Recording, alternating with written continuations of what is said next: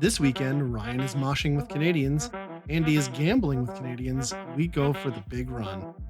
I'm Ryan, I'm Andy. and this is Weekend Rental, episode 190.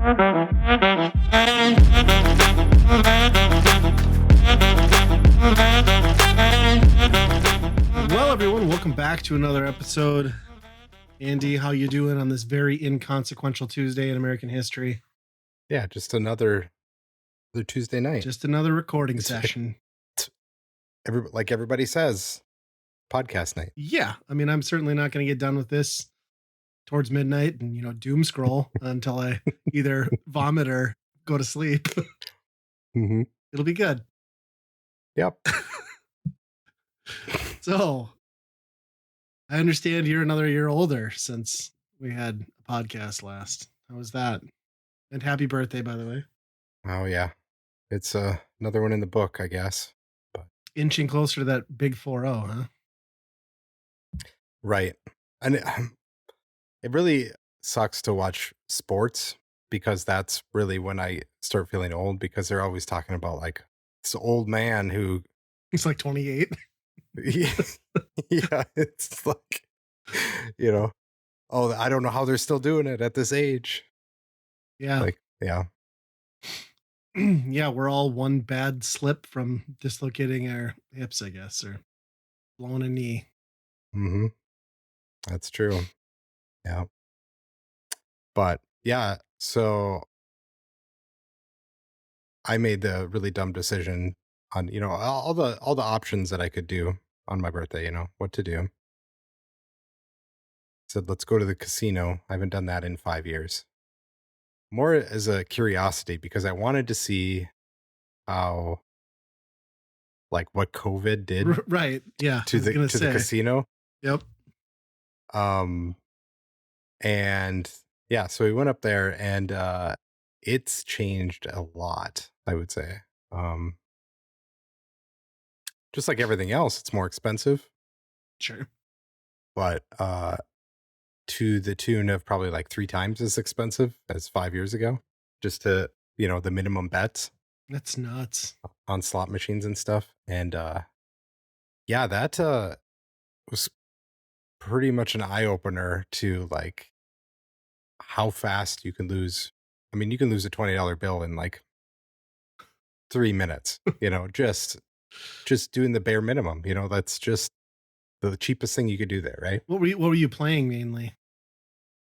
Penny slots. Oh, really? But, Okay. but I mean, those things are like, now they're like 100 lines. So it's basically you're rolling $1 every time, Mhm.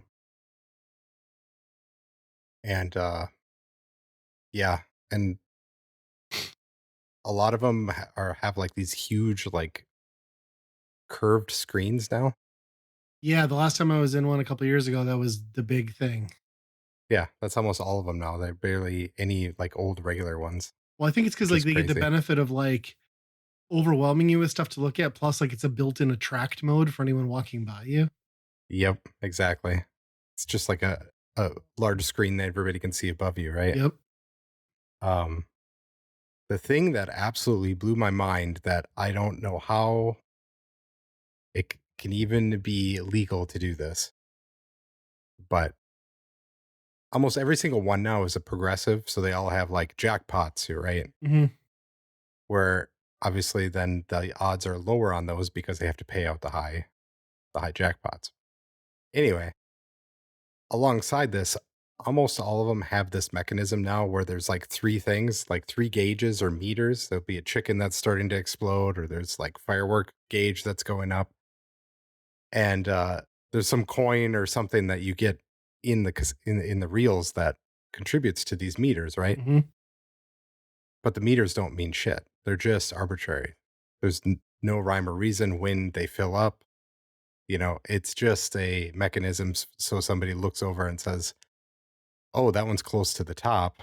It's ready to pop, Sure. right?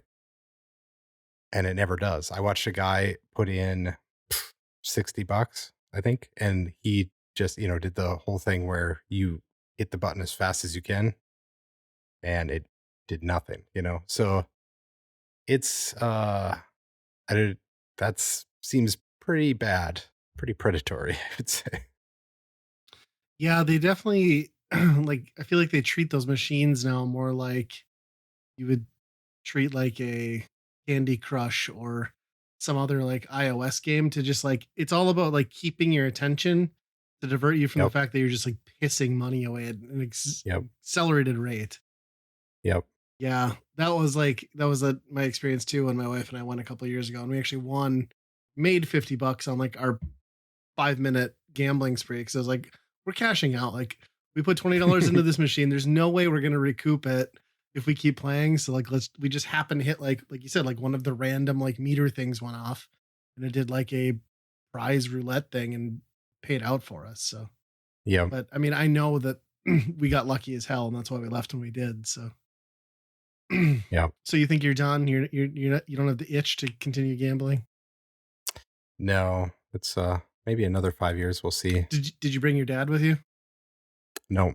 And that's kind of what really made me sour on the whole thing because, like, old people, they don't need to be doing that, Right. especially for that where, like, they're getting taken advantage of and they don't really understand how those meter things work. They just see it's close and, Yeah. you know, it's, kinda sad. I mean, you look around and there's actually a lot of young people that go now to the casino, but obviously you can kinda tell that maybe they aren't the type that should be going either, you Sure. know? So, Yeah, I can see that. Yeah. Yeah, I always like there's always like a layer of sadness and depression at those things as far as I'm concerned. mhm, It's not my jam. Uh, I just I've never had that itch. I've never just been like want to go gamble or I've sunk this much in, let's plow, full steam ahead. Like I don't think I've ever been down more than $20 in my life because I just walk away from it. yep, Like, give me the free soda. I'll buy a cheap pack of cigarettes from the vending machine. Well, they probably don't sell those anymore, but they yeah. used to. And yeah, Well, they used to, like, give you free meals and, like, cheap hotel rooms and stuff like yeah. that, but they don't do any of that anymore either because 'cause they're just like, "You're gonna Really? come anyway, so So the deals, like the food wasn't good, like discounted, and the I rooms were I don't think expensive. so." No. Yikes. Okay.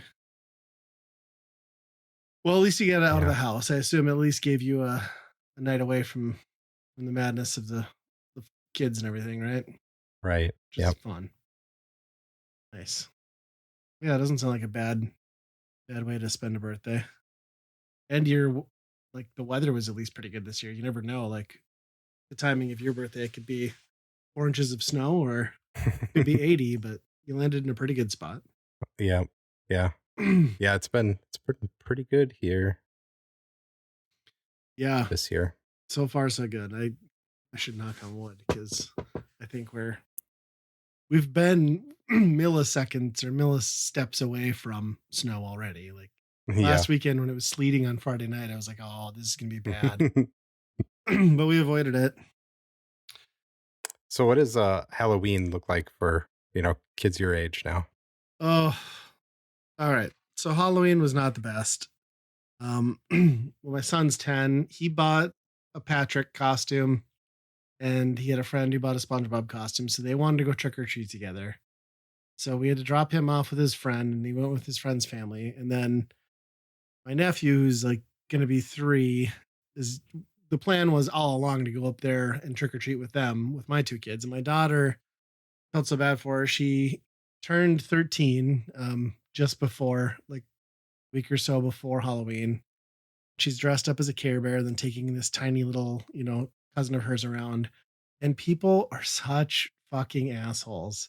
Like, she hit like several houses in a row and it's not all her fault because she's almost 6 feet tall at her age. But you can tell by looking. I mean, for one, she's dressed up, and look at her face. You can tell she's a child.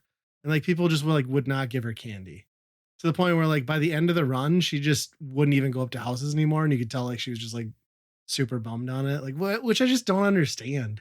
Like if someone comes up to Yeah. your house in a costume, even if they're an adult, like throw them a fucking Tootsie Roll. You know what I mean? Right.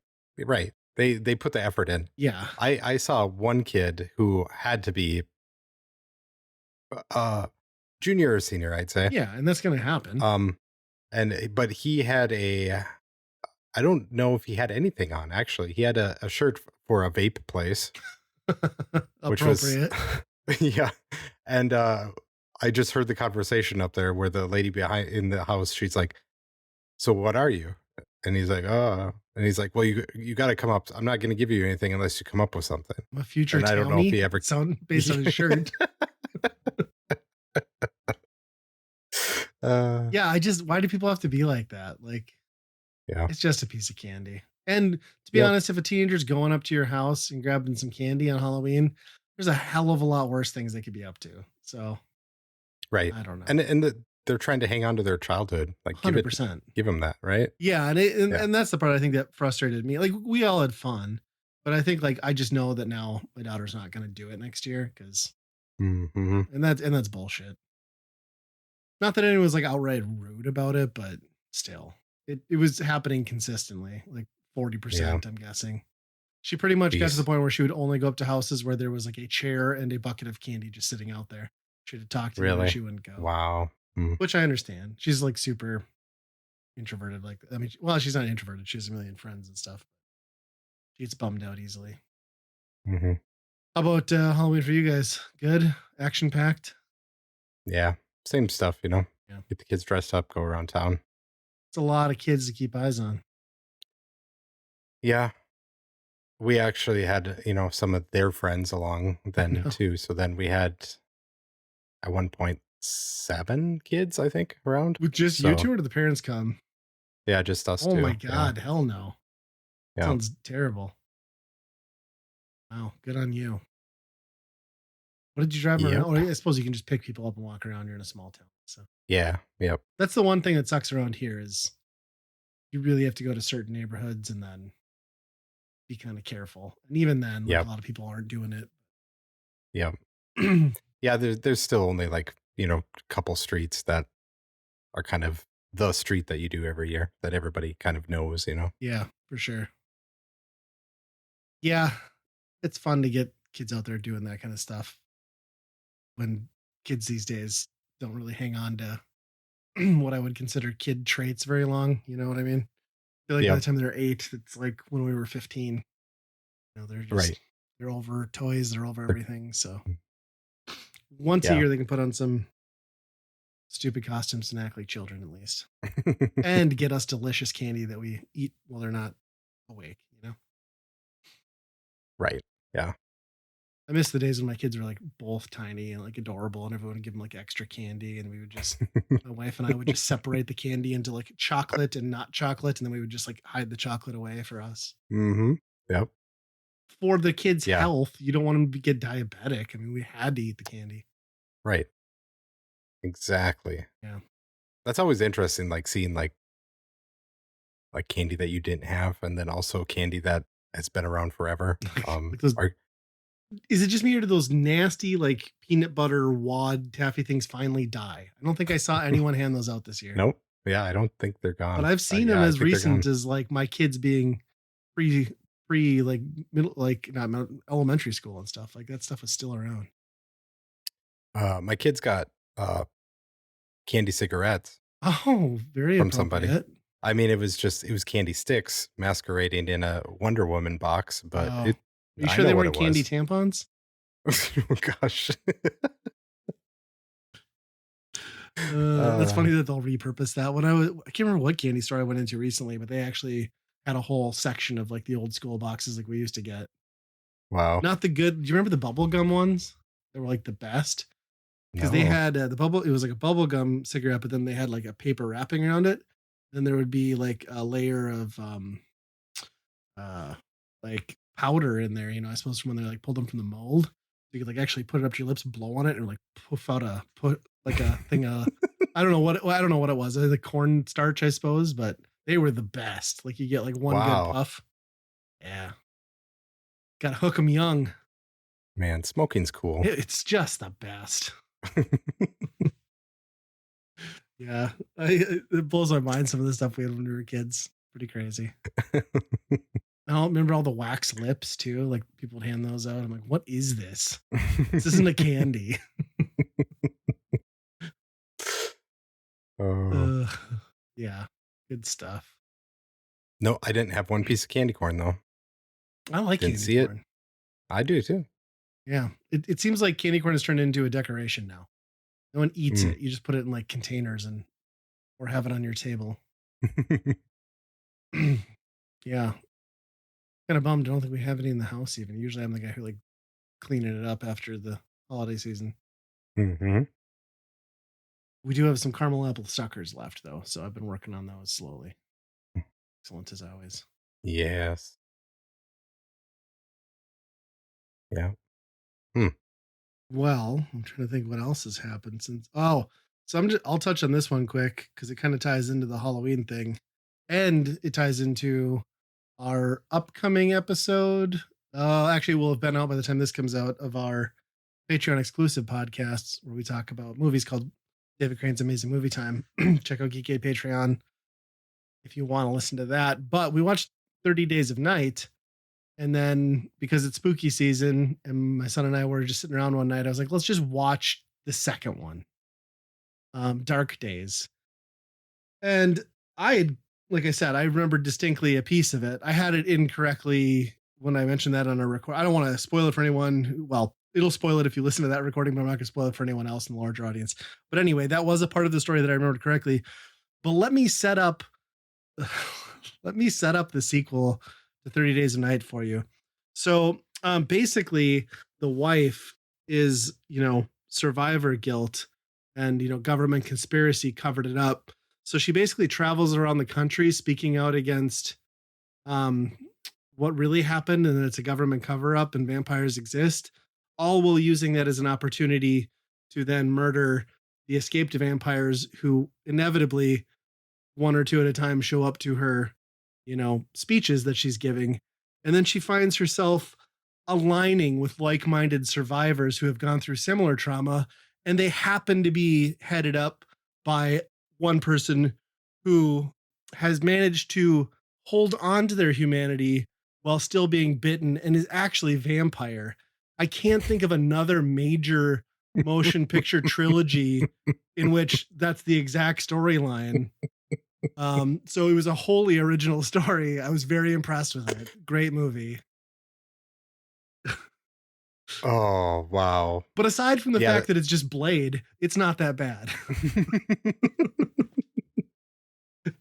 And there's a pretty good sex scene in it. So if you're into that and you like Yeah. partial nudity, it's fine. But I just like I was watching that, I was like, what are we doing here? Like that movie came out so far before this one was released. I think the whole trilogy was out at that point. Yeah. Probably. Yeah. Uh It's good though.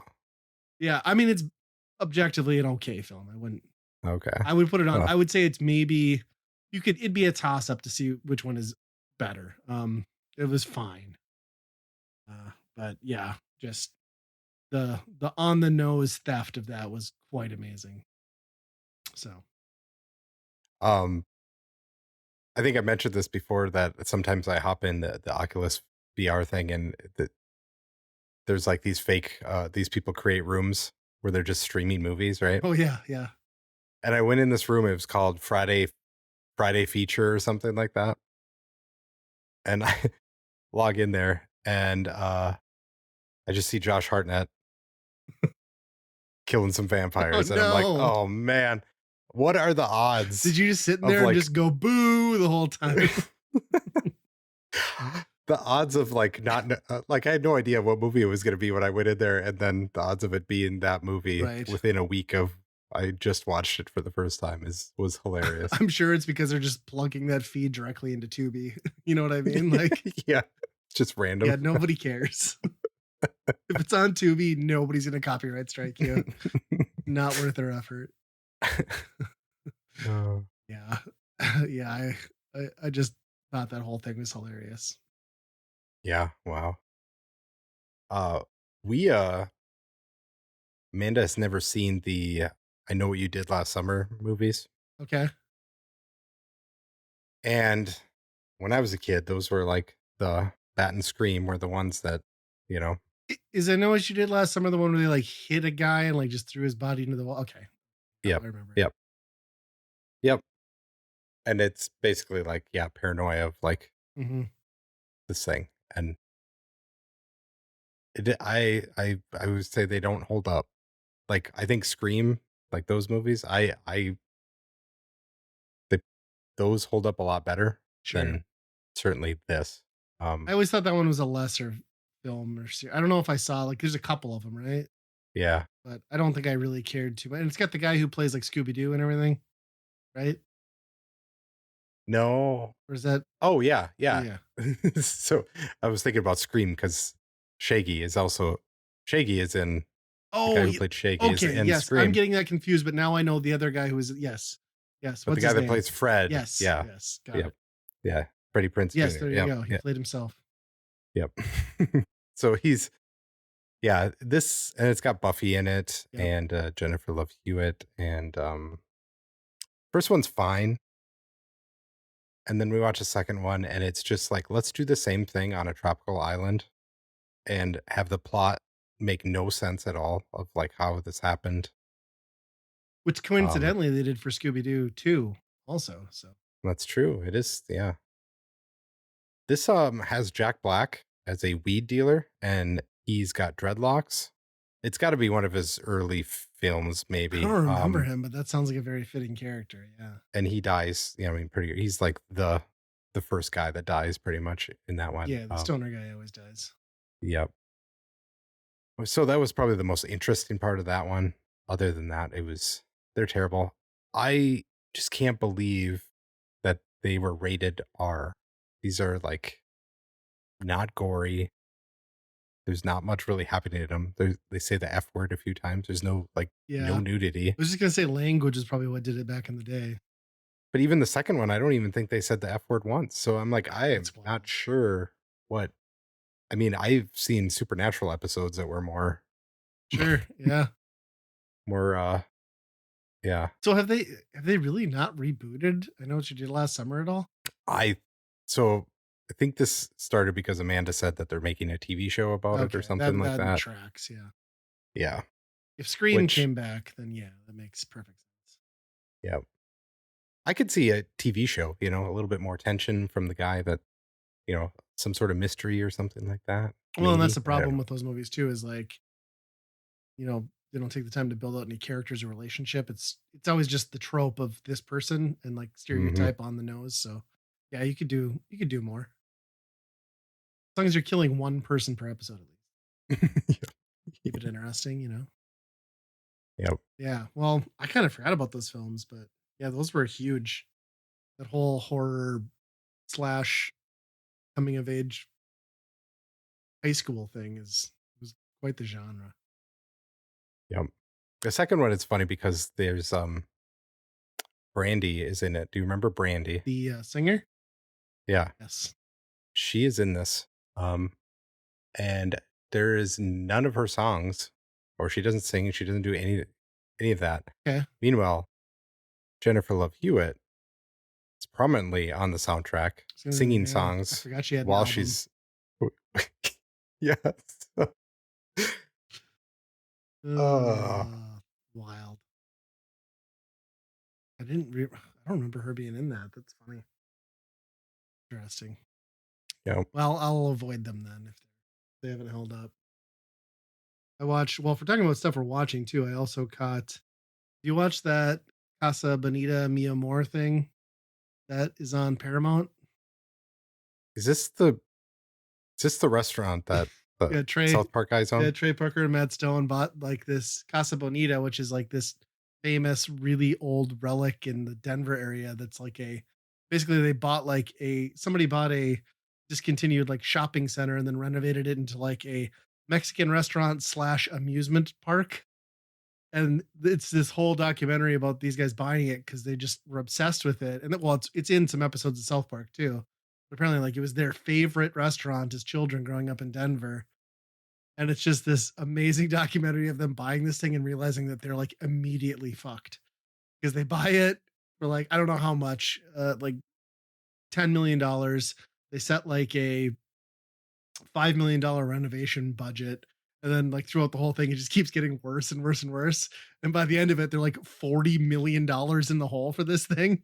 And then the best part is like you can tell like uh you can tell at the end they're like really having fun with it, and then like the realization that as much as they love it, they cannot be there at all because all it is instead of people like enjoying the restaurant and the attractions, they're just like, "Oh, you're the South Park guys," and like taking pictures with Mhm. him. He's like, so now I just have to like hand over my baby. But Oh, it looked really fun. They did a bunch of like they updated a bunch of the interiors, like the animatronics and stuff, and like did their own, South Parky voices and like skits and things, and just like they would just make weird shit that you perfectly like it perfectly encapsulates their humor. Like they're like 11th hour, like they're bringing in like stage actors and like telling, giving the creative team like, well, here's our vision. Like we're a restaurant still set in time, like like this era of like 1970s Americana, and then like he'll get like a weird idea. Like they had a coin booth thing where you put a coin in and the guy reads your fortune. He's like, but what if this old timey like 1890s guy had like a Back to the Future shirt or like something weird. So they pull everybody back together and like, okay, the vision for the restaurant is we're an 1890s restaurant pretending to be a 1970s restaurant, and they're like, and all these character actors are just like, what the fuck are you telling us? Like we have no idea what you want. Uh, it's pretty interesting though.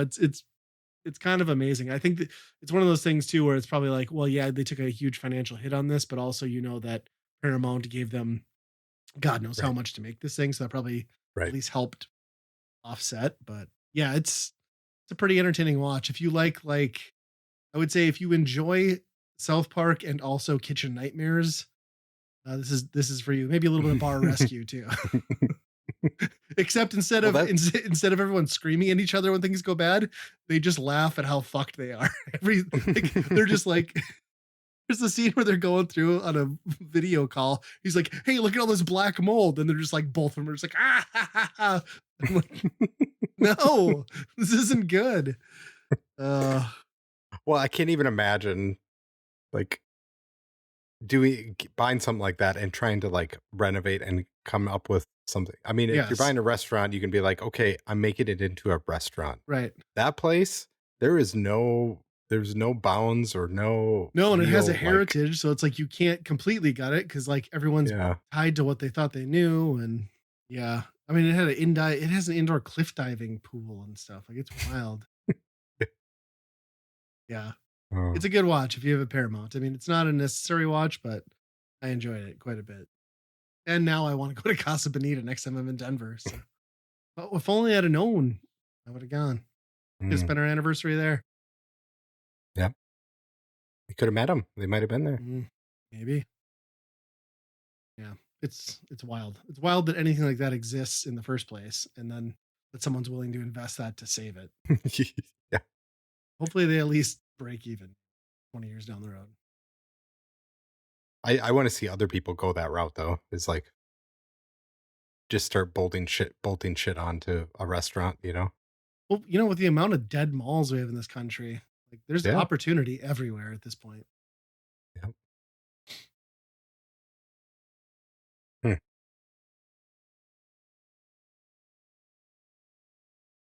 Well, you've been listening to some Nintendo music? 'Cause No, I haven't. I got it, You and I did like went into it for a while, that's more effort than I was willing to put into it. So, and yeah, what is they're this? It's ripping it's off its own music apps, Spotify. right? Yeah. And do you need Nintendo Switch Online or do you need Nintendo Switch Online with expansion pass to access it? Mm, that's good. I don't know. Okay. I don't know which one it is. And it's it it the UI in it looks just like Spotify. Like, they ripped it off. Which begs the question, you could attract a lot of fans on a service people already pay for or have readily available for free. Why did you not just, like other video game companies, put your copyrighted and licensed music onto Spotify Right. instead of building I your think own they're app? just yeah, they're trying to, like, add value to their online thing, I think. By making you download a separate app outside of it? Mhm. Just because it's a bullet point saying this is what you get, right? But Yeah. it's not something you really use. I did put it on one trip just as a like a game to see if the kids could figure out what games, Is there like a randomize on shuffle. option? There is a shuffle, yeah. Okay. Well, that would be fun. So Yeah. I saw in the video, I saw a lot of like current gen stuff. Like, what is the depth? Like, are there old games or what does it look like? So it doesn't surface the old stuff very well, I would say. It's in there, but not a lot. Like I guess I'm trying to think of on the shuffle what came up that would be even old. I guess Dr. Mario Okay. and some old Kirby like Game Boy stuff, Metroid, NES Metroid. And then, the old Mario stuff. But yeah, it's a lot of like Pikmin 4 came up a few times and it's like, well, Yeah. Who gives a it's not shit? not iconic, I guess. Yeah. Nobody's paying Pikmin for the soundtrack. Yeah, and then it's overloaded with Animal Crossing and That's elevator Splatoon. music. And, Yeah. and I mean, I like a lot of those, but it's dominated by it. that sucks. Well, so how do they organize it? Is it by game title or is it by series or is there no There's some by organization? series. There's like some that are just like play the Bowser soundtrack. It's just got characters. It's really weird. Um, but yeah, I just go to the top. I was just going to the top thing and hitting random. I didn't dig too deep because the stuff that they surfaced above, it was like, yeah, newer stuff. I mean, like I wanted to hear Zelda, but Yeah. they really pushed Breath of the Wild. And it's like, yeah, that's good music, but it's pretty ambient music, right? Right. Um, so it was hard finding the stuff that resonated with me, I guess. They are adding more. I guess Donkey Kong Country 2 just came out on it. So That's got some good songs, I guess. I don't mhm. know. I For me to install a completely separate app, then sign into it, then probably never use it, I can't imagine. Yeah. I'm sure if I go to Spotify, somebody's put this stuff out there anyway on a, bootleg Hmm. thing, or a remix. I just hmm. It's a novelty, that's for sure. it, But it seems like a very like Amazon Prime type bonus thing, right? Where I'm never gonna use it, but we can put it on a fucking flyer and it looks cool. I don't know. yep. Yeah. It's neat. I just wish there was at least an embedded app into the Switch. Like, why can't it have a native app there where I could just, if I was on a plane, just flip it over to some, Hmm. whatever. That would make more sense to me, but or just have Yeah. it on my TV in my living room. Bring back the old PSP days where Yeah, it's your handheld is your MP3 player. why not? Yeah, stuff. Well, I saw you beat me to it. I came out to put this Switch news on, but like just today, we finally got confirmation that the Switch 2 is backwards compatible, which I think we all Yeah. pretty much knew that, but it's nice for them to say that. What a news cycle though. Like today of all days. I mean, I guess it's a Japanese company. They're talking to their Yeah, they didn't their realize they're shareholders, burying the but lead. They're like, we want to give people something to be happy about. Um, yeah, that was cool. And then they also said that the Switch Online and all its assets and free games carry over, which, of course, if it's going to be yeah. backwards compatible, I'm sure that makes perfect sense. And they continue to build upon your library. And then So no announcement date though. They're still sticking with fiscal year, which, if I'm not mistaken, could be anywhere between now and March for Nintendo. Is that correct? yeah. So I still think it's got to Which happen this holiday season, right? Or do you think they don't want to I, cannibalize potential sales? that's the thing. Like if they think it's gonna be out by next March, they can't announce it now because nobody's gonna buy anything for Yeah. Christmas then, So right? then maybe they'll do like January 17th or something, and then pre-orders Yeah. go live like mid Feb, and then it comes out at the end of March. Yeah. That would be my guess. Unless they have to delay it, of course, to the next year. But it sure sounds like the Switch is the selling of the Switch is everybody has one. It turns out, Well, so and if nobody's we buying them anymore. be honest, if we could get it over here before the potential 100% tariffs on everything coming into our country. I'd appreciate that because I don't want to pay $800 for fucking Switch 2. That's how tariffs work? Oh my gosh. Nobody knows how they work, but they fix childcare. So that's what's important. Uh, Yeah, I really wanna I get that I really want to hear it this year. I get that it probably doesn't make sense for them since they do have a really strong game lineup, but the hardware sales are already like really down because people know that it's coming yep. and people will still buy the games. So maybe like I've even been surprised at how the limited edition Echoes of Wisdom Switch Lite is sitting on shelves everywhere. Usually a collector's edition like that is gone right away, but they Mhm. are not moving. No. And I don't even know who you get. I mean, anybody who's gonna buy it this year is in the know that the next one's coming out, Right. right? I would think. So it's almost like if you're Um, gonna buy it, you're a collector who's just gonna leave it in a box, yeah. which this is not on our agenda, but I was gonna bring it up to you as someone who owns a black Wii U complete in box. Have you been reading the problem with that? No.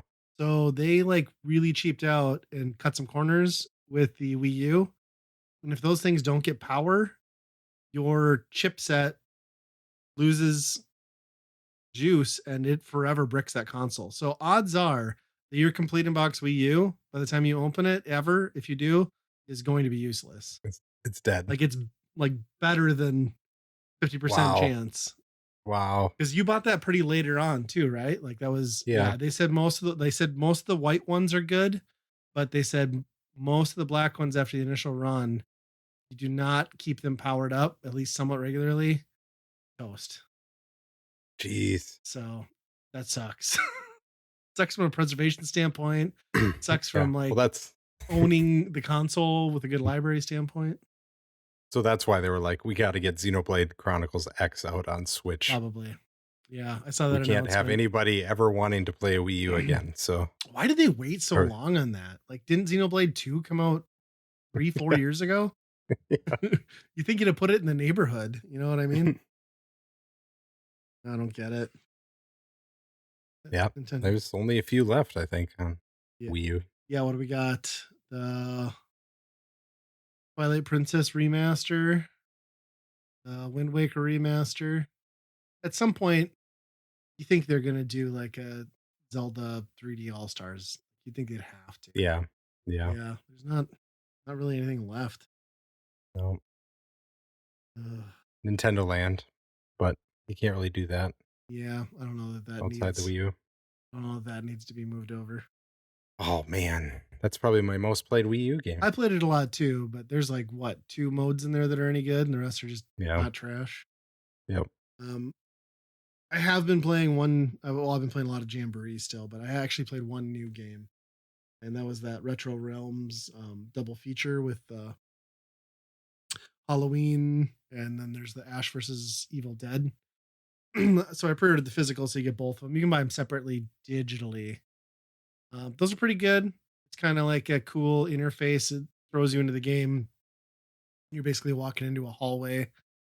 3D. It's 3D rendered, and there's an arcade cabinet on each side, so you can like, boot into it. Eventually, like you open that up and you go further in, and there's museums and stuff to unlock things. And I've only been playing the Ash versus Evil Dead portion. They definitely went for like a 16-bit kind of design, but they use the hardware to their advantage. So it's a pretty straightforward retro style action platformer. Uh, Done a good job with the source material as far as like keeping the gore and the humor, and then leaned really into all the bullshit that made those types of games frustrating with like really cheap ass fucking enemies and the occasional like knockback pit that just screws you.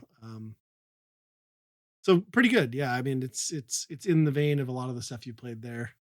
Like a NES Batman or something like that. Having fun with it. Kind of frustrated at some of the cheapness I'm running into and some of the later in levels, but I'll probably be playing it for a while. I don't know So you, that you would need both games because I gotta imagine, other than the palette swap, it's not going to change the gameplay too much.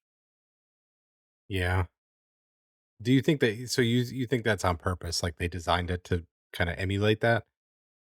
Like, that cheapness? I think so. I mean, they for the most part, they're pretty good about like watching out for the really, really annoying stuff. Like for the most part, there isn't knockback. Like most traditional hits, like you just get hit, but there are some things that will like trigger you and explosions that'll like throw you back into stuff. But yeah, I think they went for that old school like vibe and like controller break rage. I think that was intentional. Okay. And they ease you into it pretty well too, because the first couple levels are very straightforward. My biggest complaint is with the boss battles, at least some of the ones I've ran into so far. I think they really want you to like see the full dance. So they don't let you just cheese a boss. Like they'll give them a buff after you hit them, where they're invulnerable for a few seconds. Mm, Which I get. Like it play, you get to see the set pieces play out, but like it turns what could have been a minute long fight into like a 5 minute back and forth. mhm, So minor complaint, but good. I mean, I kind of wish it was just the Evil Dead instead of the Ash versus Evil Dead, like the Stars stuff. Not that I didn't like that series, I really did, but like a more traditional, like I didn't need some of those characters from that show to come back, but it's fine. huh, I haven't played yeah. with any other character though, just Ash. So. Are they that show's not on anymore, right? Right, they canceled it after season 4, so it got kind of like a. Okay. They knew they were getting canceled, so they kind of gave it an ending, which is kind of an ending you've seen in previous stuff too if you watch the movies. He gets sucked into a portal. I'm not going to spoil it for anybody. But yeah, I think they're coming out with a new animated Evil Dead franchise. So I think that's happening soon. Okay. Maybe that's why the game got a tie in that too. Obviously, it was perfect timing. You know, it arrived right around the Halloween. So good for spooky season. I'm just such a huge fan of. Well, I like Halloween a lot. I'm definitely a huge fan of Evil Dead, so I can grab it. Was it worth $50 for physical? I don't know, but I think it's 50 if you buy it digitally for both. Okay. That's not too bad then. Yeah. Yeah, Hmm. that's all. I think that's all I played since last time. Play anything new? Uh, Not really. I do have one that I'll talk about my staff pick. Yeah. Well, we could move on to that. I think we're there. Sure. I Um, think I played a little bit of this one here. the I just want to say, we got accused of stealing this segment, right? Well, because we kind of did. Kind of Our did. three Yep. podcasts. We're sorry. Yep. Yep. Um, We we're were feeling it on the inspired. other end We now. were inspired by them Yeah. heavily. Yes. We're feeling it on the other end now. There's a podcast, Patrick Klepek, who used to work at Giant Bomb and Waypoint. He's done a whole bunch of stuff. He does they have Remap now, it's called, I think. Okay. And they put out a tweet saying, "Remember the days of when you went to a video store and there would be recommendations Hey, of things to that pick." sounds like the introductory trailer to our podcast when we first launched it. Right, exactly. Yeah, so they're doing they're doing staff picks on their podcast now. So our three, you kind of have like a tree going here on the birth of this podcast genre, I guess. You need to get a good lawyer. Lock in the date when you first aired it. Sue the living daylights out of all of us filthy Americans who are stealing your ideas. Interesting. I mean, it is a good idea. I don't like Yep. that they're going for the weekend rental vibe though, because it's kind of the whole basis for our podcast name and the original premise of our show. And that's what well, I mean, we still have a weekend rental now, but when that was like a 40-minute segment and 3 games. Yeah, but So they played and Horizon Chase Turbo. that was before Greg went Yeah, and don't get made me his started with own. Greg. I'm still salty about that one. uh, I can start on mine. Yeah, Yeah. mine.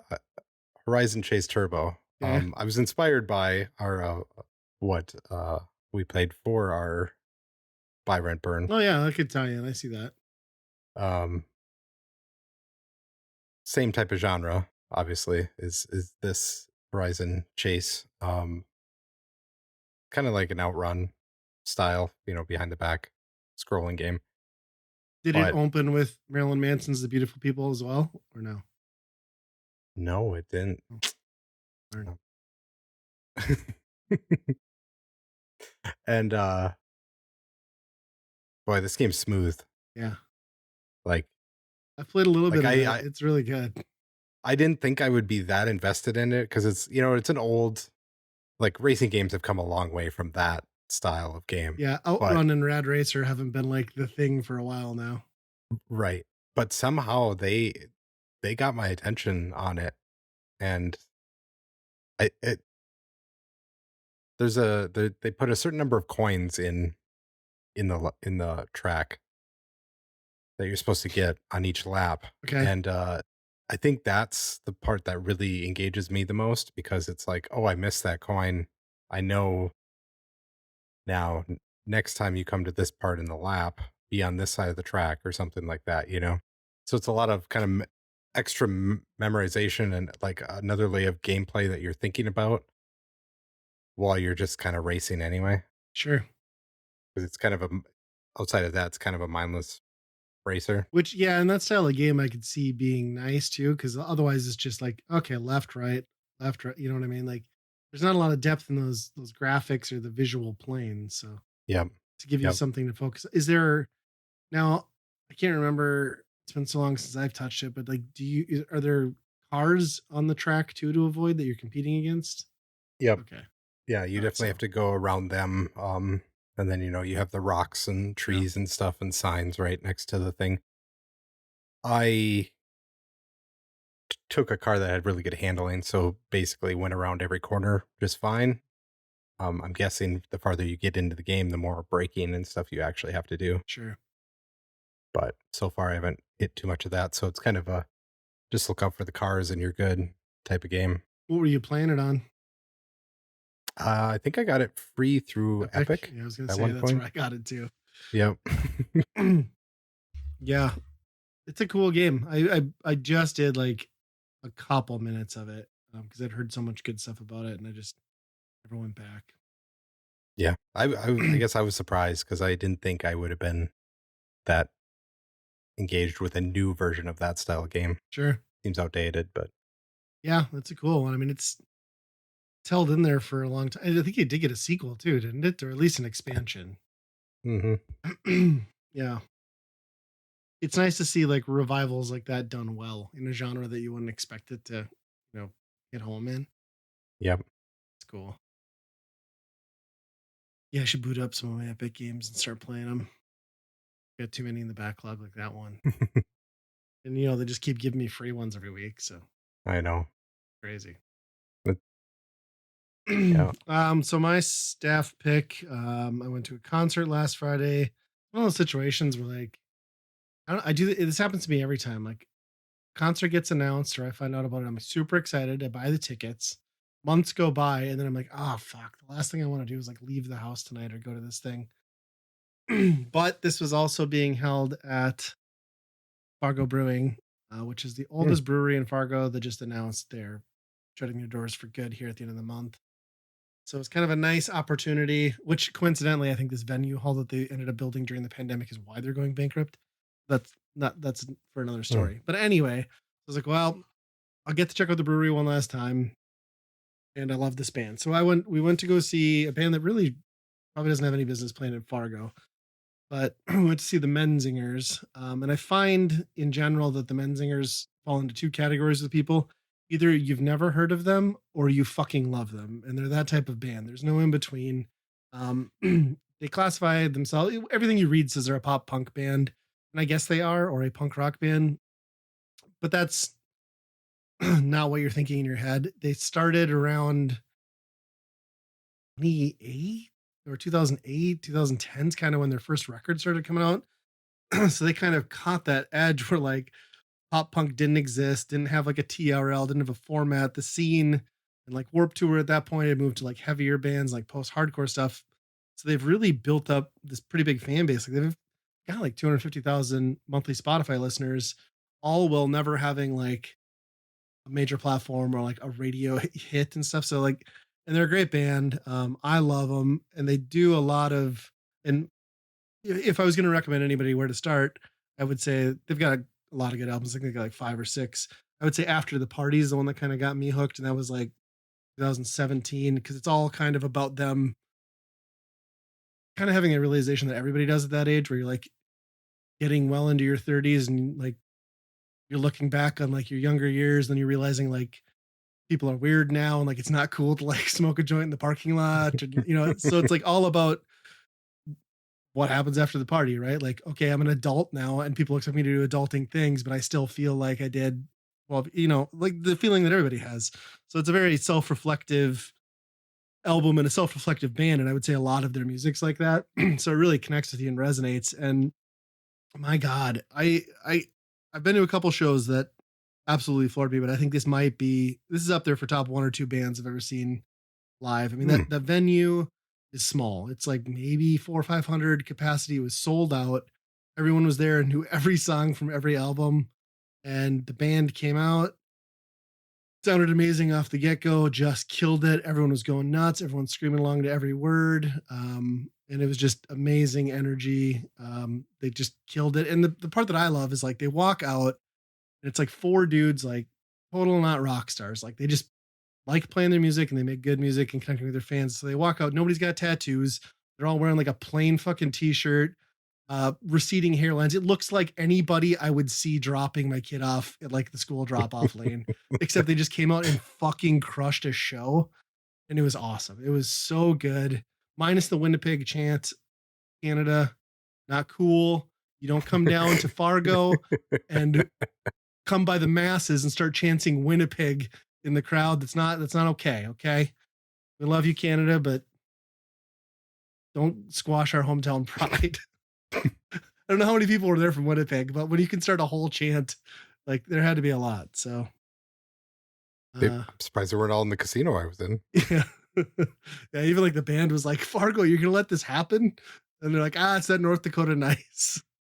So I just think it's hilarious though, because they're like, we can't believe we showed up to the middle of freaking nowhere and this thing's like packed and you guys all know us because they're kind of like a Philadelphia area. I think they're from Scranton band. And like, in fact, they even like have a great song that I love called The Midwest States, which is all about just like, let's get the fuck out of well, like, let's go anywhere but the fucking Midwest states. Get the hell out of there. So it's hilarious that like they had this huge crowd in right in the center of the country. But yeah, they're a Huh. great band. I recommend everybody listen to them. I would say start with After the Party, or Okay. anything, but they're very good. And one of those bands too, where it's like you listen to their records and you're like, well, this is a pretty good song, pretty chill. But then when you see them live, they're way more amped up and like the sound's a lot richer. Yeah, very good. I was really, really impressed. Of course, I did my usual old age thing now, though, where it's just like, oh, they left the stage for the encore. Like, I want to get out of here before the rush, So I never usually see like the 1 or 2 songs that I really love, but it was a good show. And people, for the most part, were pretty chill in a very small standing room only room. I hate going to those things where you get some assholes Yeah. like going nuts. Although I did have one guy next to me who was just, and this, I don't know, it shouldn't bother me because it's a concert and I'm guilty of it too in my younger years. But I don't go to a concert to hear you scream out of tune every word to every fucking song. I'm not there to Mhm. listen to you, drunk guy. Like maybe just chill for a song or two. Minor complaint. I guess that's what you're supposed to do. Yeah. That sounds awesome. Yeah, it Huh. was really good. And then I felt bad because my wife and daughter had to leave for a trip to Minneapolis the next morning. So like I had my wife out at this concert until like 11 and then she had to get up at 4. So I think it was probably a pretty rough day. Uh, yeah. Huh. Well, I'm definitely gonna listen to that. Yeah, I think you'd like it. Um, It's punk rocky, but it's a lot of folk and just like kind of classic rock inspiration. yeah. My Spotify is almost dominated by stuff you've recommended on this podcast. I just have impeccable taste. What can I say? Yep. You're welcome. Well, Yep. now you don't need Spotify anymore because you got the Nintendo Music app. So Right. Uh, complete. Yeah, I'm just gonna cancel Spotify tomorrow. Yeah, you don't need it. um, Fargo, like another venue gone though. Like, what? Why can't they Yeah. just keep something Well, and it's tough because that like brings bands in? Fargo was missing Fargo, like for a long time. Like we had a couple really good venues back before touring kind of all collapsed, and we would get a lot of like mid-sized like national touring acts, but we just didn't have a venue hardly at all. And I think that's what Fargo Brewing was hoping. Like we'll build this thing and like, and it wasn't a bad plan, except like notoriously venue halls don't make money. And it sucks because I'm sure that's what took them down. You know, that brewery's been around forever. I mean, I think it's a couple things. They like to stick to traditional lagers, right? You know, it's the traditional pilsners, and that's fallen out of favor with people, and people aren't drinking beer as much. And yeah, they tried to open that venue hall and start construction right as the pandemic hit. So you Mm, know it got delayed like 2 years. You know the costs went mhm, at least double, and then they filed for bankruptcy early in the year, and then said they were restructuring. But we all know how that goes, and it sucks. It sucks to lose a brewery that's been around a long time. And yeah, like you said, it sucks to lose another venue because right now, what the other one we have is maybe well, there's Dempsey's, which is a shithole bar that it's good to see shows in, but nobody of any size can really fit in there. And the other option is the one you and I went to, which is the Sanctuary, which is in that church and has the worst fucking acoustics you could ever ask mhm. for. So yeah, I don't know. It's a bummer. Yeah, it's there's just nothing that can get that mid-sized No. band, you know? Well, and yeah, I guess we got like Bluestem, but it seems like increasingly over, I would say the at least 2 years prior to the pandemic too. Like, it seemed like there used to be that Midwest and like Canada run that bands would do a lot, where it was like up through Minneapolis, Chicago, Minneapolis.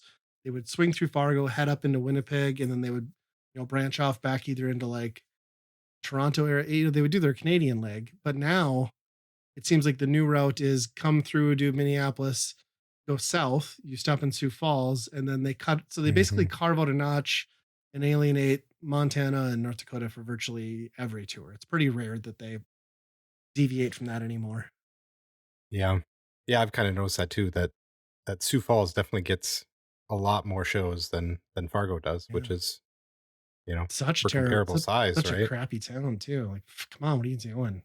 Who wants to play a show in Sioux Falls? I don't even have a real sports team there. Cheer for a college in a different town altogether and think they're cool. You know what we're talking about, South Dakota. You know what we're talking about. I don't know why I'm bringing that up. I could give a shit less about the sports, but Uh, even though we did beat you this year, South Dakota, yeah. so far.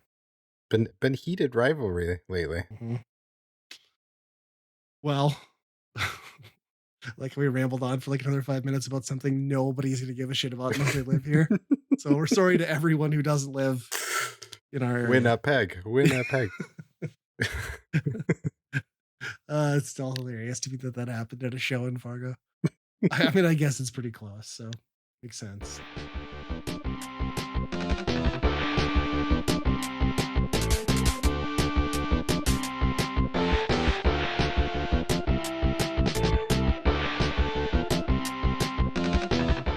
If you're having a good time with us at Weekend Rental, I think you might enjoy all the great geeky stuff found on the Geekade Podcast Network. They've got podcasts about games, music, movies, and more. Plus, if you order off their secret menu, also known as the Geekade Patreon, you just might find an exclusive movie podcast hosted by Ryan and myself. Check it out over at geekade.com. And hey, if you'd like to turn Weekend Rental into a true multimedia experience, our YouTube and Twitch channels might just be for you.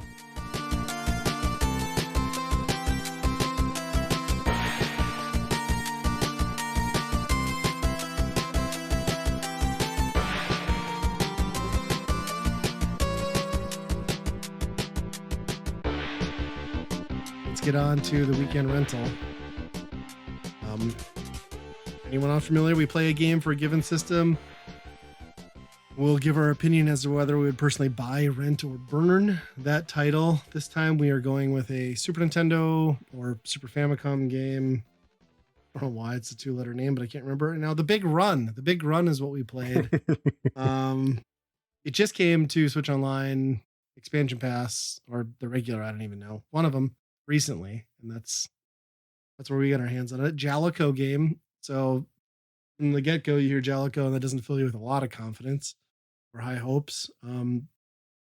But this thing is basically a pretty competent mashup between like um Outrun and what's the other one? The Gear one, Top Gear. Top Gear. Those were Yeah. like the two games that this blended pretty well. Yep. Definitely like trying to simulate a rally For race. sure. For sure. If rally races were exclusively on roads that had trees, buildings, and rocks strategically Yeah. placed in the center of them at all times, because that's how racing works. It does some awesome stuff with Mode 7, though. hmm Got like some vertical Mode 7 for like jumps and stuff. But getting back, I should probably get back to my earlier comment when you were talking about the Horizon Chase Turbo. Did you not start singing The Beautiful People when you booted this game up? I didn't hear the song. Is it So as is soon it as you get to the start straight that? menu, the drums come in, so I was just like, oh, and like the Oh, guitar riff wow. just like going in my head, and then I'm like, oh, it's not. But yeah, it's exactly the opening drum intro. That's amazing. Yeah, you'll have to go back and check it out because like once you hear it, you can't unhear it. But Huh. yeah, it's a it's a good game. Like I'm surprised that I hadn't heard of this, or I don't know if it ever got ported, but visuals are Yeah, I don't think it solid. came over here. It Yeah. must not have because the box on it is a Super Famicom, Yeah. so I don't know if that ever. Yeah, if it did, I'm sure it was not called Big Run in, Right. in America. Yeah. And it's funny that it's called like Big Run on the thing, but like there's like four more words in there when you get to the title screen. So I don't know if Yeah, it's a must translation be. boo boo. It must be based on like a real rally race, I think, Yeah. Yeah, that could because be it because they're very it specific with the dates and everything and the places. yeah, like you're coming into Tripoli in Africa and Yeah. like going in this certain legs of the race, and yeah, Yeah. it's but yeah, for it came out 91, it said on the bottom. At least that was Okay. the date on the title That's screen. like a And super impressive game for that time.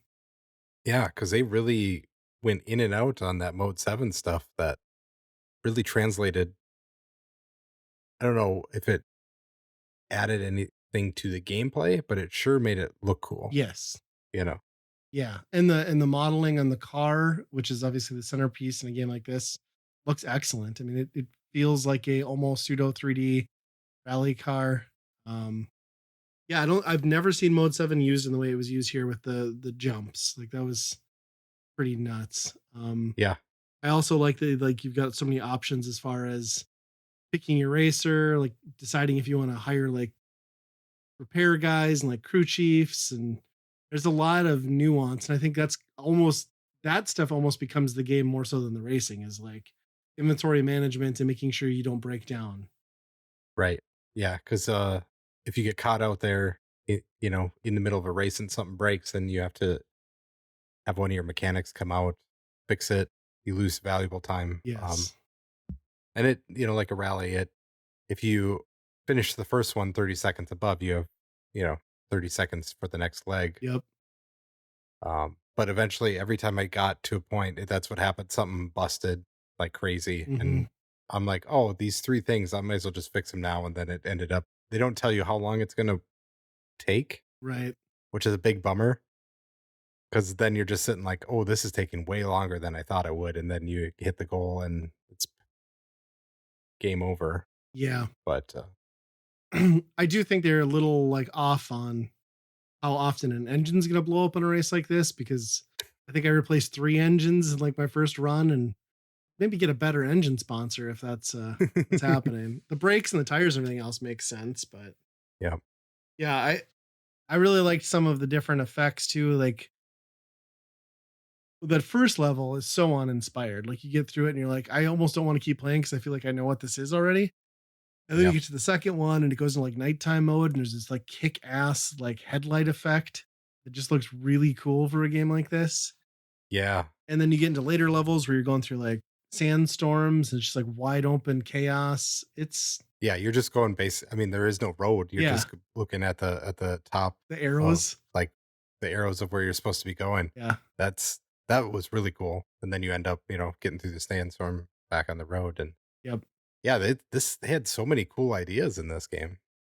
Yeah, it's really neat. I think most of them are executed well. I feel like it's a game where if I had more time, I could you could definitely get really good at this. I don't the only thing that I guess I could say that I don't care for, other than the soundtrack being kind of forgettable, other than that opener, um, is I don't like how it seems like in some of those stages they didn't really put a lot of thought into making the racing fun. They just really dogpile you with like bullshit in the road just to kind of like Yeah. eat up your inventory and slow you down. That kind of sucks. And also the like if you're gonna do a game like this, give people the option of automatic or manual. Don't do this like weird high low gear thing. Um, it was an unnecessary thing, I think. And Yeah. maybe this did start in the arcade and they translated it over, and that could make sense. Hmm. But That could be, yeah. I don't know. It wasn't a Yeah. deal breaker, but it was kind of annoying. Yeah. And yeah, the guys that were in your way Oh yeah, were pretty tough to get. I will say the frame rate is pretty bad. It is not it's pretty jarring. Like yeah. the things jump quite a bit where in this type of game you really want things to look smooth. Mhm. So when you're seeing rocks that are like you basically see them 3 times, it's like far, middle, and then close. It's Yeah. like really tough to like there's no like smoothness between how it's coming at you. That part was probably the roughest for me because it kind of hurt my eyes a little bit.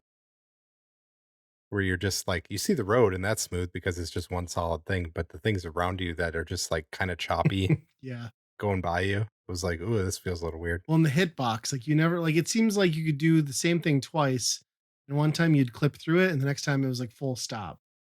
Hmm. Especially going around to other Yeah. cars. Like sometimes it was like I should have hit that thing, but I didn't. But then the next time it was like I was way over here. I think the best is like when you're Yeah. trying to take another car, and then like as you're like right on them, they like smash into a boulder and like flip off the screen. Like that's pretty. I mean, it's like 2 frames of animation, but it's still very satisfying. Just like Yep. leaving wreckage behind you. Yeah. I'm surprised it didn't come out over here, but Yeah, especially because there wasn't a lot of that. I mean, I think Top Gear would have been around there too, but this mhm, kicks the shit out of that, to be honest. I think so. Yeah. And actually, even the Mode 7 stuff it does is, I mean, again, all comparable to like the Outrun sort of stuff, but like it really pushes what was happening as far as what we got in the US at the time. I mean, F Zero would have been the only other thing. I guess Mario Kart to some extent. Yeah, but those are all flat. Like this, yeah, for somebody who is not like trying to describe this, it actually like gives you perspective going down a hill or up a hill. Mhm. Sometimes at the expense of not being able to see. I would say pretty much exclusively at the expense of not, yeah, like there's Yeah, you can't. no no way to adjust course. You're going in the air. Yeah, which is cool. Yeah. Um, and then a lot of the tracks also, there's things in the way, but they don't like kill you or crash you or anything. It's just like sand dunes will just kind of jump and then your Yep. suspension gets kind of busted after a while. So it's not exclusively like I'm racing on a flat ground type thing. Yeah. Pretty cool. Yeah, they really do a lot to like make it visually interesting. And yeah, the just the dynamic, like you said, of like the crashes slowing you down, which sucks, but then taking a toll on your inventory of available repair parts. I didn't ever quite master fully understand the difference of like carrying a part on you and how that played into like how fast your car could go. I didn't really notice a difference. Yeah. Um, but yeah, I had to rewind a couple times because that first time I called out like that emergency like roadside repair and lost like 30 seconds because I had no idea what I was doing. But it's cool. Yeah. Yeah. And that's kind of what screwed me every time too, that I would have some perfect storm of catastrophe that ended up losing, and it was kind of a bummer because I wanted to see more of the game, but I Yeah. just couldn't commit myself to be like, okay, now I have to go through the first 3 races again. Yeah. And especially like when you fail by like 4 or 5 seconds and you're just like, what? Yep. I did appreciate too that the driver selection screen, there's like 4 or 5 options, but then the bottom one is just like Jalico Man, and he gives you like 0 perks. He has no inventory with because every driver has like inventory that's like built into them and then like a dollar amount slush fund. And he's got an okay amount of slush fund, but he has zero parts. So basically the Jalico guy is like nerfing you from the start. It is not a good option. And all the other guys were like, they were like a knockoff of another brand or something like that. Oh, really? Like the name was Pioneer, Oh, I and didn't even notice that. there was there was a Sony one. I think it was That's yeah. awesome. Yeah. Yeah, it's cool. I like the presentation. Um, I like I like it. Like it crosses that good line between like strategy and arcade in a fun way. I don't think it would probably have the legs of something like some of those later Top Gear games that got really good about kind of getting that hook into you and having a good balance of like upgrading and reward. But Yeah, and they had some cool features. Like I think those had like a rear view mirror, which is yeah, pretty crazy too. Yeah, I think they actually had a drift mechanic too, right? Like where drifting would like play a I part, think and so. this one doesn't seem to, but I really like it. I think it's pretty cool. It's a good, definitely a good add on Switch Online for sure. I'm gonna go so far as say it's the best Jalico game I maybe ever played. Oh, it's up there. I can't think of a lot of Jalico games that I love. Yep, I can think of a lot of them that I own. yep. Well, with that, I guess where do you put it on the Byron Burn scale then? I think this is a buy. I mean, Okay. it's not gonna be like a masterpiece. It's not gonna be like, oh my gosh, the Super Nintendo game is amazing. But for that genre of that game, that outrun game, it really pushes the envelope and like visuals and like kind of actually make it seem like you're really in a rally Yeah. race, right? Yeah. For how gimmicky some of the stuff maybe is, it really pulls it off. So yeah, I'm gonna buy it. Yeah. I think I'm inclined to agree. This type of game to me is the type of game that I rented a lot though too on the Super Nintendo. Mhm. But being like I was a big Top Gear guy and a Nigel Ansell's, this is definitely the type of game that I would have had in my collection and would have gone back to time and time again. So yeah, I kind of surprised we didn't get this over here. I would buy it. This feels like one of those games too that's probably like 50 cents for the Super Famicom if you were to get it physical. Yeah, yeah. They should have brought it over and put like Burt Reynolds and Dom DeLuise in a van or something like That that. would actually be That would pretty have been. sweet. Yeah, I mean, it would have been a very adaptable engine. Like if they even did some like palette swaps and like character swaps. But rally car racing, I mean, maybe that was the kicker, right? Is like rally car racing has never really taken off over here like it has in Europe, and so maybe that's what kept it away. Yeah, with a Burt Reynolds tie-in, Cannonball Run could have been Dukes of Hazard to be honest. Yeah, that's true. Now, now I have to look if there ever was a Cannonball Run video game. Like it should have been. Well, those are old, right? Like those late 70s, It's, yeah, very probably. early 80s. Yep. Easy. Well, I guess we made it through another one. Hopefully, we We make did it the till the big next run. one. Uh, Yep. If this might be an audio log in some post apocalyptic like video game yes. setting at some point. Yep. But yeah. Hey, we're on Twitter. I mean, I think that'll exist for another few hours maybe Yeah, before that turns into I will say who I'm knows. leaning very heavily into getting us onto Blue Sky and just kind of Yeah. walking away from whatever that is. So that's probably coming, people. Yeah. Um and if you want to reach us, we're at weekendrentalpodcast@gmail.com. Mm, We also have a movie podcast like we were talking about where we watch some pretty good movies, sometimes cult classics, sometimes, you know, whatever that is. vampires. Yeah. Yeah, vampires in Alaska. So check that out on the Geekade Patreon. You'll get access to that. But until next time, I'm going to be optimistic. Next time, be kind, rewind.